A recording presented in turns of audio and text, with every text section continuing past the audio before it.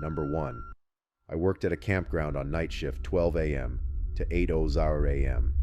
Every night it wasn't bad. I would bring in my PS2 and game a good portion of the night, only having to deal with 1 or 2 people on busy nights. It was just me in this little 8-foot by 8-foot shack with nothing around but dark, all night.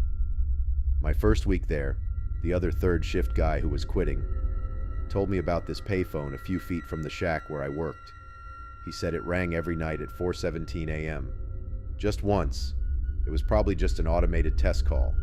He guessed he's never answered it himself. I go for a few months with the job. It was the middle of the summer, so most nights I had the windows closed, so I couldn't hear the payphone go off mid-August. I started leaving the windows open during the night. Sure enough, that 4:17 a.m. every morning, the phone would ring. Once the ring even sounded creepy, like the payphone was submerged in water, and then put where it's at. One night I got up the nerve to answer it. I set an alarm at 4:15 and would go, wait at the phone until it rang. When it did, I answered it, but there was no sound, just dead air, like someone was on the other line but wasn't answering. I said hello a few times and hung up.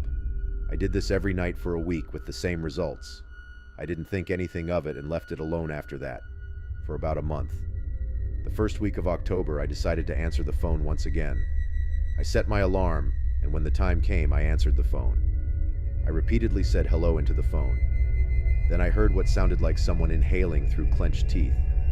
The voice that sounded was rough and sounded like he had gargled gravel. He said my name, my complete name, first, middle, and last. It was a voice. I've never heard my voice caught in my throat. And I hung up. I rattled some change into the payphone and hit *69. The number had come from California. I lived in Indiana.